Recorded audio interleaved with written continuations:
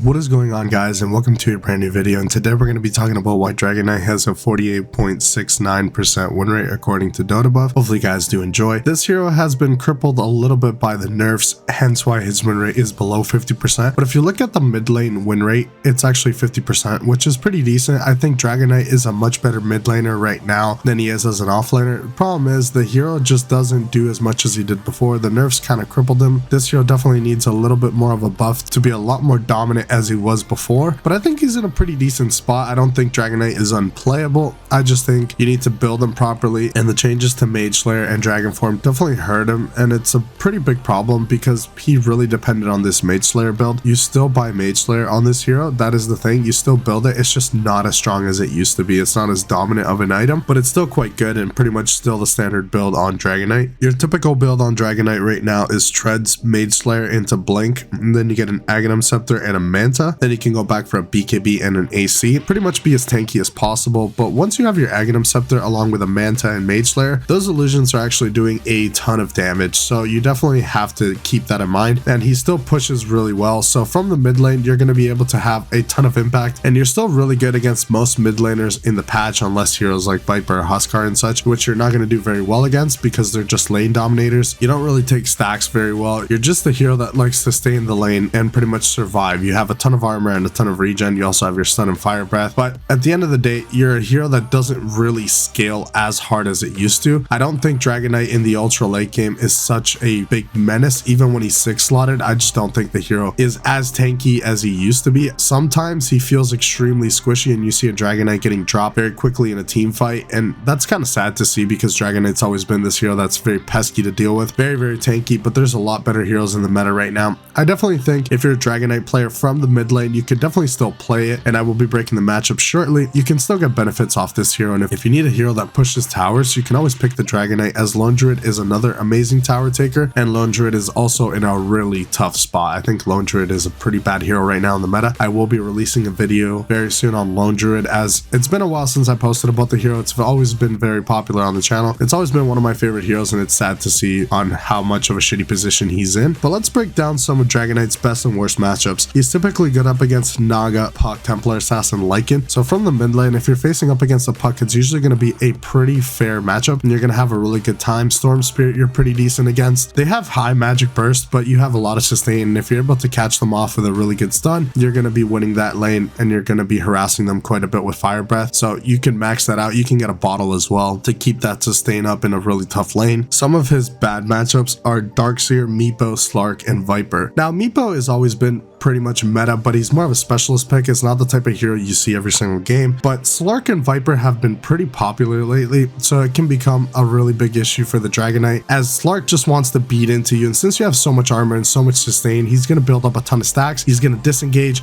and then he's going to go back, and eventually he's just going to be able to shred you once he has a ton of essence shift stacks. So definitely be very careful when you're playing this matchup, especially if you're playing it from the off lane. It's a very tough matchup. You do have fire breath, but he has dark pack, so he can easily dispel it, and he's not going to be too worried about that. Definitely build accordingly. If you need to build a Havin's Halberd, then you definitely should, as you're going to get quite a bit of value off that item against heavy right click heroes, especially if you're getting chonked quite quickly. Another thing is I see a lot of Dragon Knight players being very greedy and going for the Manta on really good BKB games. Don't be greedy on this hero. You need to build BKB. If it's a good BKB game, build the BKB first and then go back for the Manta, because that could be a really big problem. You're not a fast farmer, so if you do decide to go for the Manta and you're getting punished for that, it's going to be a very big problem for you to get that BKB when you need it. I'd say be safe in a tough game and get your BKB first. Once you have that and then you have your Manta, you're going to be doing a lot of damage. You're also going to be surviving a lot better in the fights, but a lot of players tend to skip that because they want that extra farm efficiency and they want that extra power boost in the team fights, and they end up suffering because of that, because of not having a BKB, and they get stun locked into oblivion. Try to not do that. Judge the game, use your better judgment, and if it's a really good BKB game, they have a lot of stuns, get that first and then go back for your Manta. But I'd definitely like to know in the comment section below, what do you guys think about Dragon Knight in the current meta? I definitely think the hero's still playable.